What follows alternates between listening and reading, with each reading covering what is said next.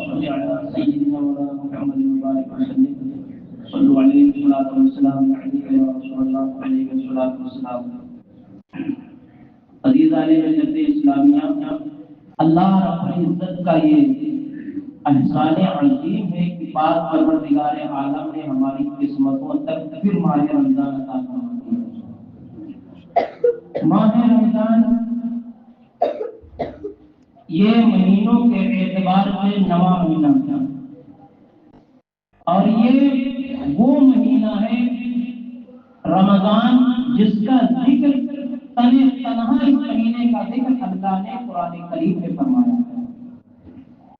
نام لے کر کے رمضان تک جو 12 مہینے ہیں ان کے نام جو ہیں، ان ناموں میں یہ پہلا نام رمضان اللہ تبارک و تعالیٰ نے اس نام سے قرآن کریم کے اندر یاد فرمایا ہے. ماہ رمضان کے اندر اللہ تبارک و تعالیٰ نے روزے فرض قرار دیے. اس کی وجہ کیا ہے؟ پھر آخر روزے کیوں رکھتے ہیں؟ ہمیں روزے رکھنے کی ضرورت کیا ہے؟ کیوں رکھتے ہیں؟ پھر ضرورت کیا ہے؟ اس کے فائدے کیا ہیں؟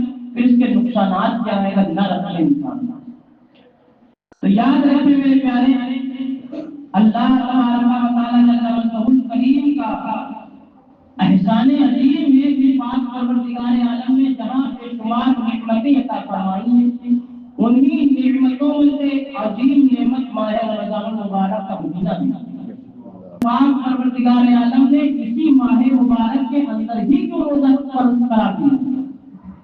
تو مفسرین کرام فرماتے ہیں اللہ کے نبی صلی اللہ علیہ وسلم روزہ کے فرض ہونے سے قبل پہلے اسی مہینے میں غار حرا کے اندر اللہ کی قدر عبادت کرتے، ایسی عبادت کرتے کہ دن میں بھوکے رہتے تھے اور راتوں کے اندر بڑے بڑے قیام فرمایا کرتے تھے. بڑی بڑی راتوں کے اندر بڑے بڑے قیام فرماتے تھے، حتیٰ کہ پوری رات عبادت کرتے تھے.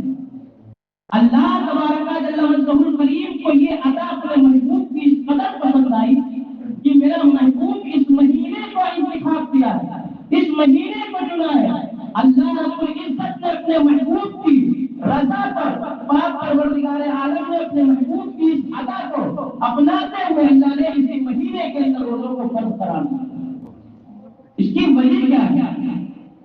آپ اگر تواریخ کا مطالعہ کریں تو تواریخ کے مطالعے کے اوپر غور و فکر کریں گے تو دنیا کے اندر جو چیزیں نظر آئیں گی تو کسی نہ کسی سے اس کی نسبت ضرور ہوگی. اگر ہم تاریخ کا مطالعہ کریں، آب زمزم کا مطالعہ کریں تو اس کی نسبت سیدنا حضرت ابراہیم اور حضرت حاجرہ کی جاتی ہے. اس کے اندر جو برکتیں رکھی گئی یہ ان کی نسبت سے رکھی گئی، ورنہ پانی تو سب پانی. صفا مروہ کی اگر ہم بات کریں تو اس وقت تو ضرورت تھی دوڑنے کی، بھاگنے کی، تو اللہ رب العزت کو یہ عمل اتنا پسند آیا کہ اللہ نے امت محمدیہ کے اوپر اس کو واجب قرار دیا. کیوں؟ یہ ادا اس قدر پسند آیا. اسی طرح سے بے شمار اگر ہم مثالوں کے اوپر غور و فکر کریں تو ہمیں بہت سی مثالیں مل جائیں گی. بالآخر اللہ رب العزت چاہتا تو دوسرے ماہوں کے اندر بھی روزوں کو فرض قرار دیتا. دوسرے مہینے بہت سے ہیں، دوسرے مہینوں میں بھی روزے کو فرض قرار دے سکتا تھا، مگر پاک پروردگار عالم نے اسی ماہ مبارک کے اندر ہی کیوں روزہ فرض قرار دیا؟ تو مفسرین کرام فرماتے ہیں اللہ کے نبی صلی اللہ علیہ وسلم روزہ کے فرض ہونے سے قبل پہلے اسی مہینے میں غار حرا کے اندر اللہ کی قدر عبادت کرتے، ایسی عبادت کرتے کہ دن میں بھوکے رہتے تھے اور راتوں کے اندر بڑے بڑے قیام فرمایا کرتے. بڑی راتوں کے اندر بڑے بڑے قیام فرماتے ہیں، حتیٰ کہ پوری رات عبادت کرتے ہیں. اللہ تبارک جل وجلہ کریم کو یہ ادا اپنے محبوب کی اس قدر پسند آئی کہ میرا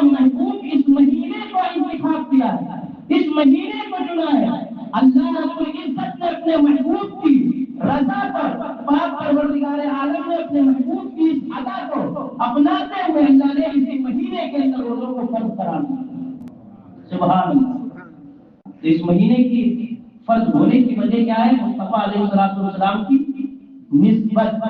یہاں سے بات پتہ چلی جب بزرگان دین کی طرف کوئی نسبت ہو جاتی ہے تو وہ چیز ممتاز ہو جاتی ہے، وہ شے ممتاز ہو جاتی ہے۔ اگر کسی بزرگ سے کوئی دیوار ٹچ ہو جائے تو وہ دیوار ممتاز ہو جاتی ہے۔ اگر ہم وہی کھانا، وہی فاتحہ، وہی نیاز اگر مرحوم کی طرف کرے تو اس کا حکم الگ، اگر اسی کھانے کی نسبت بزرگان دین کی طرف کر دے تو اس کی نسبت الگ ہو جائے، کیونکہ نسبت کا فرق رہتا ہے۔ تو پتہ چلا اس ماہ مبارک کہ اگر کسی سے نسبت ہے تو کسی اور سے نہیں، بلکہ ہم جس کا کلمہ پڑھتے ہیں وہ مصطفیٰ جان رحمت سے نسبت ہے۔ پھر میرے آقا علیہ السلام کثرت کے ساتھ عبادت کرتے تھے۔ اس ماہ مبارک کے اندر اس وجہ سے اللہ نے اس مہینے کے روزوں کو فرض قرار دیا۔ اچھا، روزہ کہتے کسے ہیں؟ دوسری چیز یہ کہ روزہ کب فرض ہے۔ یاد رکھیں میرے پیارے، روزہ سن 2 ہجری کے اندر اللہ تبارک و تعالیٰ کی جانب سے فرض قرار دیا، اور روزہ وہ چیز ہے کہ صرف امت محمدیہ کے اوپر ہی فرض نہیں ہوئے، بلکہ حضرت آدم سے عیسیٰ تک جتنے بھی انبیاء ہیں ان کی امتیوں کے اوپر روزہ فرض قرار دیا۔ یہ الگ بات ہے کہ ان کے روزوں کی کنڈیشن، ان کے روزوں کی حالات، ان کے روزوں کی جو صورتیں تھی وہ الگ الگ ہیں۔ جیسے پہلے کے جو روزے ہوا کرتے تھے، حضرت آدم علیہ السلام جو روزہ رکھا کرتے تھے وہ 3 دن کے روزہ رکھا کرتے تھے، ایام 20 سے بولتے ہیں، ایام 20 کے روزے۔ اسی طرح سے حضرت عیسیٰ علیہ السلام پر روزے فرض قرار کیے تھے۔ اسی طرح سے حضرت مریم رضی اللہ تعالیٰ عنہ کے اوپر رضی اللہ تعالیٰ عنہ اور ان کے زمانے میں جو روزہ فرض تھے، حضرت مریم کا جو روزہ تھا وہ دن بھر نہ بولنے کا تھا۔ تو پتہ چلا روزہ صرف امت محمدیہ کے اوپر نہیں، بلکہ یہ ایک پرانی چیز اللہ کی جانب سے، اللہ کی طرف سے۔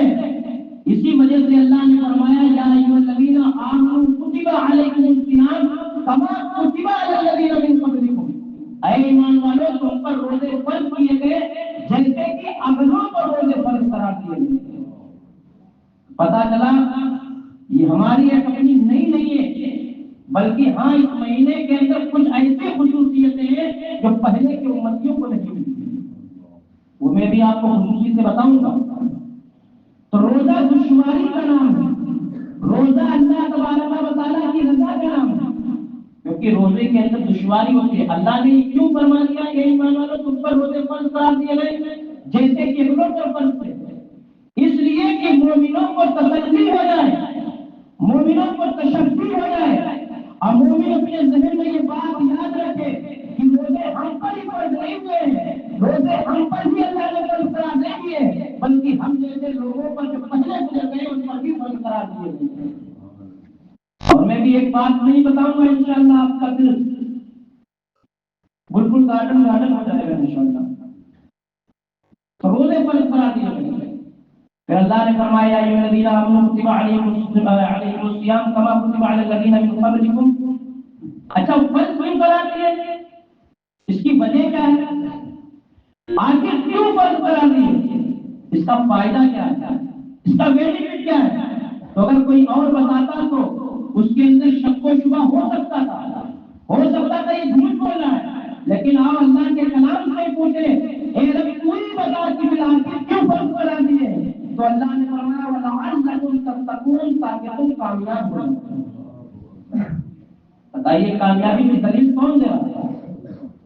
اب وہ شخص بڑا محروم اور نادان اور بدبخت ہے جو روزہ کے ایام پا کر کے، روزے کی حالت کو پا کر کے روزہ نہ رکھے۔ اور اللہ کے نبی صلی اللہ تعالیٰ علیہ وسلم نے ارشاد بھی فرمایا وہ سب سے بڑا نادان اور بدبخت انسان ہے کہ ایام روزہ یعنی ماہ رمضان اسے ملے اور وہ روزہ نہ رکھے، جبکہ قرآن کریم نے صاف طور پر فرمایا فَمَن شَهِدَ مِنْكُمُ الشَّهْرَ فَلْيَصُمْهُ۔ اللہ فرماتا ہے جب تمہیں ماہ رمضان ملے تو تمہیں چاہیے کہ اس کے روزے رکھیں، جب بھی ملے۔ فَمَن شَهِدَ مِنْكُمُ الشَّهْرَ فَلْيَصُمْهُ، جب بھی ملے۔ روزے رکھو. تو پتہ چلا اس کی وجہ کیا نکلی کہ اللہ کے نبی صلی اللہ تعالی علیہ وسلم کثرت کے ساتھ اس مہینے کے اندر عبادت کرتے تھے. اللہ نے ان کی ادا کو اس قدر پسند فرمایا کہ اس مہینے میں روزے فرض بنا دیے. اور اللہ کے نبی صلی اللہ علیہ وسلم نے ارشاد فرمایا من صام رمضان ایمانا واحتسابا غفر له ما تقدم ذنبه. سرکار فرماتے ہیں جو اس مہینے کے روزے ایمان اور ثواب کی نیت سے اللہ کی رضا کے لیے رکھے گا تو اللہ اس کے تمام پچھلے گناہوں کو معاف فرما دے گا. اتنی بڑی خوشخبری. بتائیں آپ ایسا آفر کسی کو مل سکتا ہے؟ ہرگز نہیں مل سکتا. اور یہ زبانی کس کی؟ سرکار علیہ السلام کی. تو میرے عزیزوں آپ سے گزارش یہی ہے کہ اگر اللہ نے یہاں تک ہمیں پہنچا دیا, ہماری قسمت سے ماہ رمضان عطا فرما دیا ہے, تو ذرا سی بیماریوں کا سہارا لے کر کے آپ اپنے ایام کو نہ چھوڑیں. اس لیے کہ اس ماہ مبارک کی برکت تو یہ ہے کہ اگر کسی نے جان بوجھ کر کے ایک دن کا روزہ چھوڑ دیا یا قضا کر دیا تو پورا سال کا سال اگر وہ روزہ رکھے گا تو اس روزے کا مقابلہ نہیں کر سکتا. کیوں؟ وجہ کیا ہے؟ وجہ یہ سرکار نے ارشاد فرمایا کہ ہر ایک نیکی کا بدلہ ایک سے 700. اگر کوئی ایک نیکی کرے گا تو اللہ ایک کے بدلے 10, ایک کے بدلے 1, ایک کے بدلے 70 یا 70 سے 700 کا فرما دے.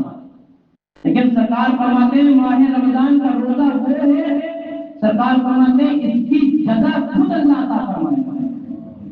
اور ایک حدیث پاک میں سرکار فرماتے ہیں اللہ نے فرمایا اس کی جزا میں خود ہوں. اللہ اکبر. تو بہت نادان وہ لوگ ہیں جو اس ماہ کو پائیں اور رمضان کا روزہ نہ رکھیں. اس لیے میرے آپ سے میری گزارش ہے کہ آپ اس ماہ کو یوں ہی نہ جانے دیں. یہ برکت والا مہینہ ہے, رحمتوں والا مہینہ ہے. اور یاد رکھیے جو پہلے کے روزے فرض قرار دیے تھے, تو میں آپ کو اور بات مزید بتاتا چلوں. پہلے کے روزوں کا حال یہ تھا کہ مغرب سے عشاء تک صرف کھا سکتے تھے. مغرب سے عشاء تک کھا سکتے تھے. عشاء کے بعد سے لے کر کے آنے والے مغرب تک کا روزہ رکھا جاتا تھا. کل ملا کے رات کا بھی روزہ تھا, رات کا بھی روزہ تھا. لیکن وہی چیز ہے کہ صحابہ کرام سے اگر کوئی غلطی ہوئی ہے تو وہ ہمارے لیے رحمت بن گئی. ایک صحابی رسول تھکے ہارے تھے, ایک دن سو گئے, آئے اور سو گئے. جب سرکار علیہ السلام صبح ان کو دیکھتے ہیں تو ان کی حالت متغیر سی بدلی ہوئی, ان کا چہرہ بدلا ہوا تھا. سرکار علیہ السلام نے سبق پوچھا کہ بالآخر آپ کے چہرے کے اوپر اتنے تغیرات کیوں ہیں؟ ان کے جسم سے کمزوری کے اثرات ظاہر نظر آ رہے تھے. انہوں نے عرض کیا رسول اللہ میں کام سے فارغ ہو کر کے آیا تھا, وہ تھکا ہارا تھا, مغرب کی نماز پڑھی, اس کے بعد سو گیا, پھر اس کے بعد عشاء کے بعد اٹھا, تو اس قدر حالت متغیر ہو گئی. کیوں؟ کتنے گھنٹے کا روزہ ہوا؟ تقریباً 22-23 گھنٹے کا تو روزہ ہوا نہیں. اندازہ لگایا تو فوراً ایسے کلمہ نازل ہو گئی کوئی صحابی رسول کی وجہ سے, اور یہ حکم ہو گیا اب صرف جو روزہ ہے وہ صرف اور صرف طلوع آفتاب سے لے کر کے غروب آفتاب تک. اللہ اکبر. ایک صحابی رسول پہلے رات کے اندر بیوی کے ساتھ ہم بستری کرنے کو بھی کیا روکا گیا تھا, تو ایک صحابی رسول رات میں اپنے آپ کو روک نہ پائے, تو اللہ تبارک و تعالیٰ نے ان کی وجہ سے رات کے اندر یہ تحفہ عطا فرمایا. ایک روزہ جو ہے صبح صادق سے لے کر یہ غروب آفتاب تک کھانے پینے جنا سے رکنے کا نام ہے. اس کے علاوہ جو ٹائم ہے اس کے اندر کھا بھی سکتے ہیں, پی بھی سکتے ہیں, اور اپنی بیوی کے ساتھ جمع بھی سکتے ہیں. کس کی وجہ سے ہمیں رحمت ملی؟ ایک صحابی رسول کی وجہ سے. اور میرے عزیزوں یہ جو برکتیں ملتی ہیں یہ نہ کسی کی نسبت سے ہوا کرتی ہیں. میرے آقا فرماتے ہیں کہ یہ لوگوں اللہ تبارک و تعالی جل وجلہ کریم نے مجھے 5 وہ خصوصیت رمضان میں عطا فرمائی ہے جو اس سے پہلے کسی بھی امتی کو نہیں دی گئی. تم قسمت پر کتنا ناز کرو گے؟ ہم جتنا ناز کریں اپنی قسمت پر اتنا کم. سرکار فرماتے ہیں انہیں میں سے یہ ہے کہ جب پہلی رات ہوتی ہے ماہ رمضان المبارک کی, اللہ تبارک و اپنی نظر رحمت فرماتا ہے، اور جس کے اوپر نظر کرم فرما دیتا ہے اس کو کبھی بھی اللہ عذاب نہیں عطا فرمائے۔ دوسری کیا ہے؟ سرکار ارشاد فرماتے ہیں جب بندہ روزہ دار روزہ رکھتا ہے، جب اخیر وقت ہوتا ہے بھوک کی وجہ سے جو اس کے منہ سے بو سی آتی ہے، تو سرکار فرماتے ہیں وہ بو اللہ کے نزدیک مشک سے زیادہ محبوب ہے۔ سبحان اللہ۔ تیسری کیا چیز ہے؟ یہ ایک ایسی چیز ہے میں سمجھتا ہوں سارے لوگ بات ہو جائیں گے۔ سرکار ارشاد فرماتے ہیں تیسری خصوصیت یہ ملی کہ اللہ کے فرشتے روزہ دار کے لیے دن اور رات مغفرت کی دعائیں کیا کرتے ہیں۔ اب بتاؤ ہم کتنے خوش قسمت لوگ ہیں، کتنے ایمان والے ہیں کہ ہمارے لیے کون دعائیں کر رہا ہے؟ بتائیے، ہمارا ایمان ہے نہیں، کون دعائیں کر رہا ہے؟ اللہ کے محبوب فرشتے دعا کر رہے ہیں۔ پانچویں چیز کیا ہے؟ چوتھی چیز کیا ہے؟ سرکار ارشاد فرماتے ہیں اللہ تبارک و تعالی جنت کو یہ حکم دیتا ہے اے جنت سجا، اے جنت سجدہ، فرشتوں کو حکم دیتا ہے کہ جنت کو سجا دو۔ اور ایک روایت میں یہ آیا ہے کہ عید کے دن سے فرشتوں کو حکم دے دیا جاتا ہے کہ جنت کو سجانا شروع کر دو، جنت کو آراستہ کرنا شروع کر دو۔ اور جیسے ہی آنے والے سال ماہ رمضان کی پہلی تاریخ لگتی ہے تو اللہ تبارک و تعالی ایک ہوا چلاتا ہے، وہ حور عین یعنی ان حوروں سے جن کی آنکھیں بڑی بڑی ہیں ان کے اوپر سے ہوا چلاتا ہے، تو وہ حوریں کہتی ہیں اے پاک پروردگار عالم اے روزدار کو مجھ تک پہنچا دے تاکہ ہماری آنکھوں کو ٹھنڈک محسوس ہو جائے۔ اللہ اکبر۔ اس لیے میرے عزیزوں اس ماہ مبارک کو یوں ہی ضائع نہ ہونے دیں۔ یہ پہلا اشرہ ہے، پہلے اشرے کے اندر دعائیں استغفار کریں۔ حضرت سیدنا امام غزالی علیہ رحمۃ و رضوان نے ارشاد فرمایا ماہ مبارک کے اندر 4 چیزوں کو لازم پکڑنا، مضبوطی کے ساتھ پکڑ لو، اللہ کامیاب فرما دے گا۔ وہ 4 چیزیں کیا ہیں؟ سرکار سیدنا امام غزالی فرماتے ہیں پہلی چیز یہ ہے کہ کثرت کے ساتھ کلمہ طیبہ کا ذکر کیا، کثرت کے ساتھ۔ دوسری چیز فرمایا استغفار کیا کرو۔ سرکار حضرت امام غزالی فرماتے ہیں یہ وہ 2 چیزیں ہیں کہ جن کے ذریعے سے اللہ راضی ہو جایا کرتا ہے، ایک کلمہ شریف، دوسرا کثرت کے ساتھ استغفار۔ تیسری چیز آپ فرماتے ہیں کہ جنت کی خواہش رکھا کرو اپنے رب سے، اور جہنم سے بچنے کی اپنے رب سے دعائیں کیا کرو۔ اللہ ہم سب کو ان پر عمل کرنے کی توفیق اور رفیق عطا فرمائے۔ آخری بات ایک مسئلے کی تحقیق کو ایک شہری کے تعلق سے، شہری کے اندر ہمارے بعض حضرات یہ سوچتے ہیں کہ چلو 2 بجے 1 بجے کھا لیتے ہیں، پھر جو ہے صبح اٹھیں گے تو ٹھیک، نہیں اٹھیں گے تو ٹھیک۔ حالانکہ شہری کرنا کوئی لازم و ضروری نہیں ہے، مگر سنت سے محرومی ضروری ہے۔ میرے سرکار ارشاد فرماتے ہیں استعینوا بطعام السحر علی النہر۔ سرکار فرماتے ہیں اے لوگوں دن کے روزے کے لیے سحری کے ذریعے سے مدد طلب کرو۔ پھر ارشاد فرماتے ہیں کہ سحری کے اندر اللہ نے برکتیں رکھی ہیں، اے میرے امتیوں اگر کہ تم چاہے ایک کھجور کھاؤ لیکن سحری کیا گیا۔ اور میرے آقا کی سنت یہ تھی کہ اخیر وقت میں کیا ہے آپ سحری کیا کرتے تھے۔ تو میرے عزیزوں سحری ضرور کرو، اس لیے کہ اگر سحری نہیں کریں گے تو برکتیں نہیں ملیں گی، مصطفیٰ کی سنت چھوٹے گی۔ دوسری چیز یہ ہے کہ اخیر وقت میں سحری کرو، کوشش یہ کرو کہ جب بالکل وقت اخیر ہو 15-20 منٹ جب بچے تب سحری کرو۔ اور آج کے وقت میں زیادہ پیٹ بھر کے بالکل گلے تک مت کھاؤ۔ پھر سحری اگر آج کے وقت میں بھی اگر ہمیں روزے کا احساس نہ تو فائدہ کیا ہے؟ اور روزہ کس چیز کا نام ہے؟ روزہ نام ہی ہے تمام خواہشات کو مٹا دینے کا نام۔ اور حال یہ ہوتا ہے ہمارا روزہ ہوتا ہے خواہشات جاگتی رہتی ہے، ہر ایک چیز ہم دیکھتے ہیں کہ آپس میں لوگ باتیں کر رہے ہیں۔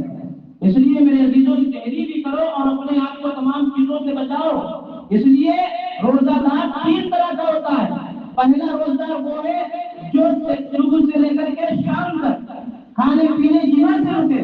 خاص روزہ دار وہ ہوتا ہے جو اپنی آنکھوں سے، اپنی زبان سے، اپنے ہاتھ سے، اپنے پیروں سے گناہوں سے بچے۔ اور تیسرا خاص یعنی خاص میں سے بھی خاص وہ